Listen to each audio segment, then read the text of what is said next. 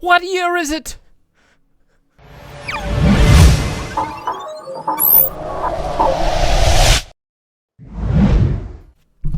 Hello and welcome to the new year!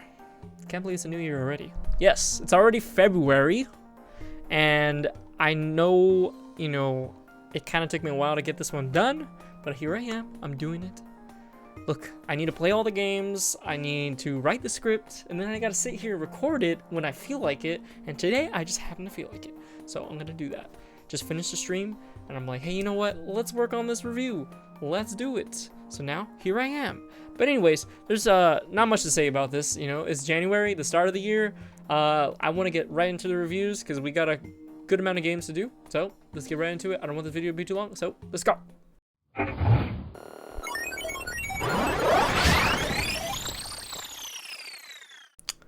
We started out the year with Phasmophobia. A great game. Just kidding, we're not talking about Phasmophobia. The real first game of the month is Ori and the Blind Forest.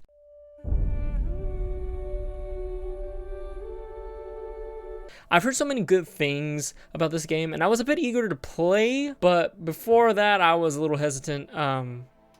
I do this with a lot of games where I'll be like, oh man, it sounds really cool, I want to play it. I'll get the game, and I'll just sit there in my library. I kind of like believe people, didn't really want to ruin what I've already heard.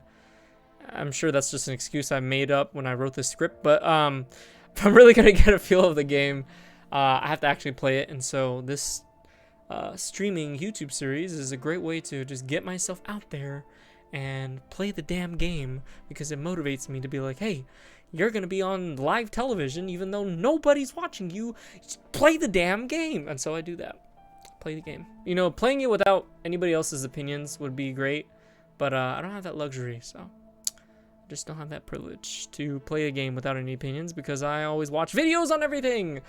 It's a terrible thing. Don't do that to yourself, guys. So anyways, on to the review. This game was visually gorgeous. It was beautiful.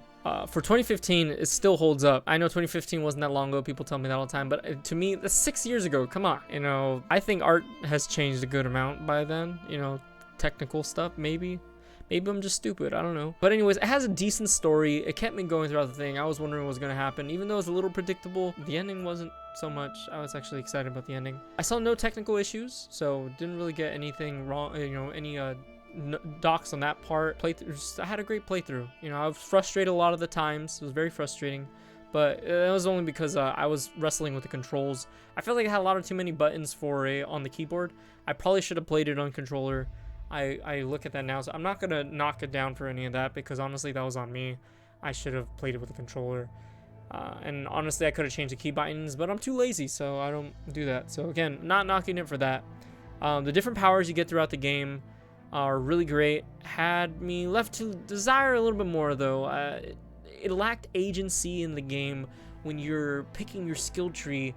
I was at first gonna be like, oh, I can just pick these, but as I was playing through the game, I was like, oh, I have to, because you have to have a certain skill on one part in order to get the next part of the skill tree. So it kind of just, it was like false agency in a way. Like, yeah, you could technically choose what you want in a certain order, but eventually you're gonna have to get the rest of the skills anyways. As a Metroidvania game, this is pretty good. Like I said, not too much agency when you're upgrading using powers, but it's fine in this genre. I don't really expect too much agency. It's nothing like Bloodstained. I haven't played that yet. We're actually planning to play that this year, but it's still a great game. It ain't Jesus or anything, but I'm glad that there's still a good amount to do in this game regardless. Watching videos on the design of this game shows the work they put into it, and I'm glad I enjoyed this. I gave this game an 8.5.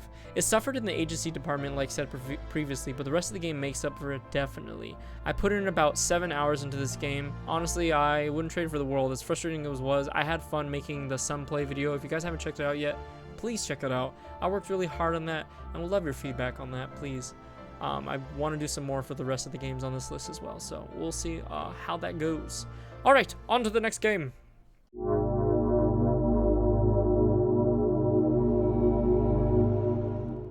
Another remake. Oh boy, don't I just love playing these. I'm not being sarcastic either. I think taking another swing at something that has been done before isn't bad. It's only bad if you do it for the wrong reasons. And to me, the wrong reasons is doing it for any other reason besides the chance to show what your true image for the game, or at least get a little closer to the, the vision. Now, the Crowbar Collective isn't the original team, but they definitely did a great job re-envisioning the original story created by Valve, even going to the point of including story developed from the sequels and spin-offs. That I was impressed. I did not expect that coming into the game, where you get to see Eli and I forget the other guy's name, Kleiner? I think his name is Kleiner, Dr. Kleiner. Them together in the very beginning, and I never knew that was those two people that were in Half-Life 2. Because originally they were just default scientists. But the part of the game that definitely stands out the most would be the complete recreation of the third arc on planet Zen. The alien planet was a definite surprise in art. The visuals were stunning, and the level design for that portion was great level design, like I have to say. And they added a little bit more to the rest of the game as well, where you have some interesting, well, not, I wouldn't say they're not like very creative puzzles, but they're still good puzzles nonetheless. They keep the pacing of the game fresh. The awesome soundtrack by Joel Nielsen was definitely a great addition. Though some moments can feel a little slow, like I said, the pacing was, you know, it's always been there in the original game as well. They definitely helped with some of the new additions they added, but there are some still slow parts of the game. I, for one, have enjoyed all of the newly added portions of Zen, even the slow parts like the factory, which were slow in the original, but you know, in this new remake, they were really, it was just, I love the entire thing, honestly. So I gave this game an 8. I played about 13 hours, and honestly, it's a great remake. Congratulations to Crowbar Collective. They made a great game. And I recommend this, guys. If you've taken a crack at the original Half-Life, this would definitely be a new coat of paint, let me tell you. Feels definitely like a different game, but at the same time, it feels just right at home.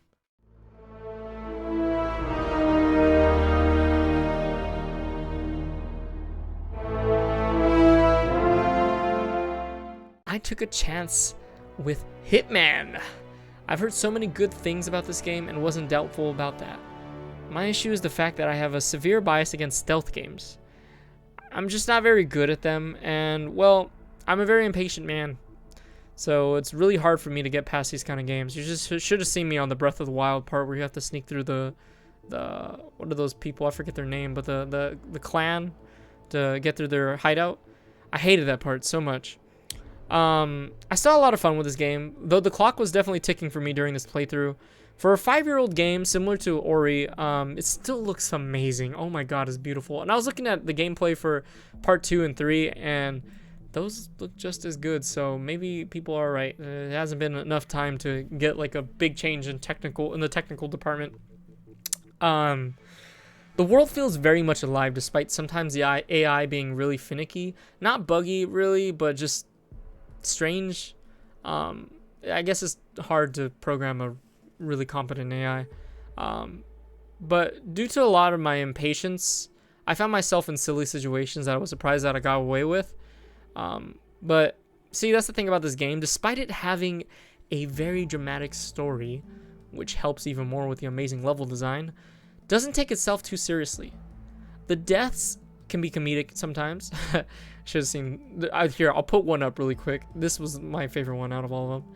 And the many different disguises shows that Agent 47 doesn't care what he has to do to get the job done. I found myself switching to disguises like freaking insert analogy here. I don't know. It was a lot. I gave this game a 9, almost perfect game. Like, I don't give a lot of 9s out. I can say that perfect for those who like stealth games. Like, I'm sure those guys can give a 10 out of 10. Because even for someone who doesn't like stealth games, I thought this game was hitting all the tech. Like, if I didn't have more games to play, I'd probably try to play more of that. Because honestly, I had so much fun with it. It can be frustrating at times, but that's just me. I get frustrated really easily because that helps me learn. Because I get frustrated and my brain says, hey, you're messing up, my bud. And then it's like, let's fix that. Let's learn. And so I learn. So don't take it for me actually being really angry with anything. It's just me trying to process. But yeah, back to what I was saying. Hitman, it got a 9 because it deserved it. I played about 7.5 hours, so who knows? You know, there's probably a lot more to do, and that's only Hitman 1. We'll see Hitman 2 and 3 pretty soon. For me, it got pretty stale though. I know I just said I would like to put some more time into it. I know if I did, it'd probably get tiring after a while, but that's how it works, you know? Dopamine and all that. Sometimes don't work for some people, but for me, it's gonna work. Overall though, still gonna give it that high score. It's a quality game. And I'm excited to try both Hitman and 2 and 3 in the future. Play this game, damn it. You'll thank me.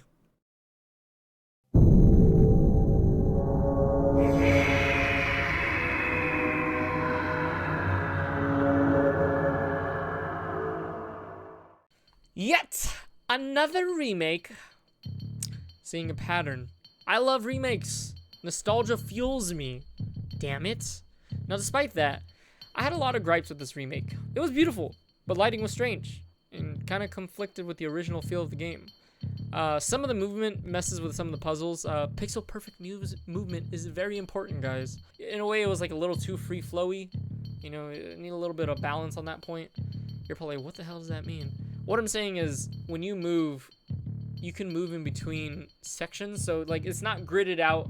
You'll find yourself trying to like pixel perfect move through a situation, but you'll find yourself in a different spot every time because you decided to hold the stick a little bit more than usual than last time. So now you're a little too close, and then you get killed by the grinder. So there's that. This remake just still has a lot of the charm and uncanniness the original brought, and that's great. But it lost it at the same time. The charm of the level design kind of lacks in this remake. The charm of the characters, though, are still there, and I feel like there's even more of it there. The sound effects, though, kind of lost a little bit of its charm, but the music is still there, I mean, from the original.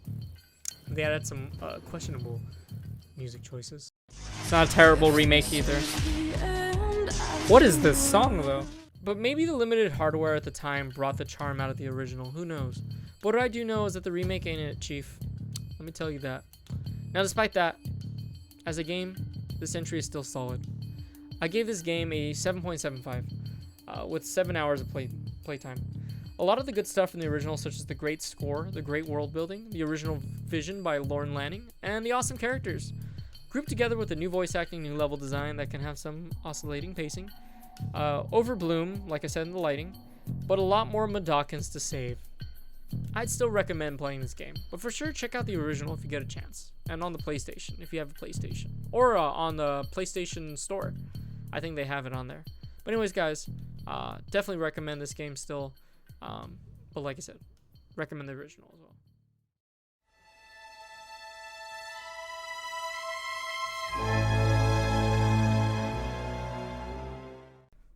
I'm not saying anything. I'm not. Okay, I promise this is the last remake. Next month will be full of non-remakes, I swear. I need to look at my list really quick. Anyways, this one was kind of added at the last second. A friend of mine wanted to see it played, and I obliged.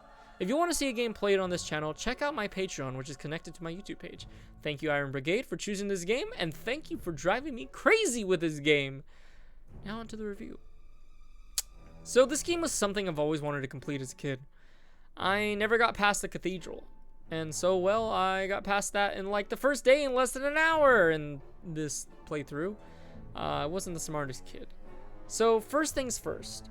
The level design, and this is carrying over from the original, is strange to say the least. In a lot of levels, areas of progression were placed out of the way and could have you walk right past the point of progression very easily. This didn't help with the fixed cameras in some areas. The enemies feel weakly designed, like they're just too simple at times, and I mean, this doesn't help with the combat, but a lot of them can be real bullet sponges, or I guess in this game, sword sponges. In the remake, the textures will pop in and out a lot on the regular PS4, and the cutscenes aren't skippable. Like, what the hell? If you die at a boss, you have to start the level all over again. I mean, that's fine, but the fact you have to watch the entire cutscene of a boss each time is insane during 2019, when this came out. Despite that, I love the charm this game carries from the PS1. The art of this remake is beautiful, and the soundtrack still holds up. The dialogue, if cheesy, it's a little cheesy, but it's fun. And the story is a little nonsensical, but still allows you to have fun exploring the world. Despite the weird level design, I did like the attempt at applying a different gimmick in each stage. That is really the reason the level design kind of suffers. I feel like if they remade the combat system of the game, it would be a little bit more fun. But the block and swing system can feel a little dated and boring. The chalice system definitely felt forced, as you kind of needed the help from those weapons to have a great time in this game. Despite that, the chalice system did bring a lot of cool weapons that provided agency in the combat. I gave this game an 8, despite all of that. I mean, yeah, you have a lot of things that kind of fight with each other. Everything is good but bad at the same time. Like, it's very conflicting, and maybe it's just me that's conflicting in general. Who knows? But anyways, like I said, gave the game an 8 with 9 hours of playtime. The art and sound design team did phenomenal, and it really carried this game. As frustrating as it can be, it was still a great experience, and would love to try it again at a slower pace. And there we go! Another month down. I'm proud of myself for being consistent enough to get 4 of these videos done. Yeah, no pauses, like me pausing right now. But I want to thank you guys for watching, definitely. It's been great. I plan to do this for the rest of the year, hopefully if time permits and I stay consistent throughout the year and I don't have any mood shifts where I'm just like, I don't want to get anything done anymore, I'm sad, because that usually happens. But I'm really trying my best not to let that happen this year. I just want to get stuff done this year. This is the year of getting stuff done. Last year was the year of starting. This is the year of getting stuff done. And then next year is the year of refining and enhancing. Whatever you want to say. I don't know. But I enjoy doing these, and I hope you enjoy seeing them as much as I enjoy working on them. But be sure to check out my streams, guys, every day except Wednesday and Sunday. Sometimes I can be a little unpredictable, but those should be the consistent times, hopefully. Follow me on Twitter, Instagram, and Facebook, and Patreon, all linked on my YouTube channel. And most important, follow me on Steam.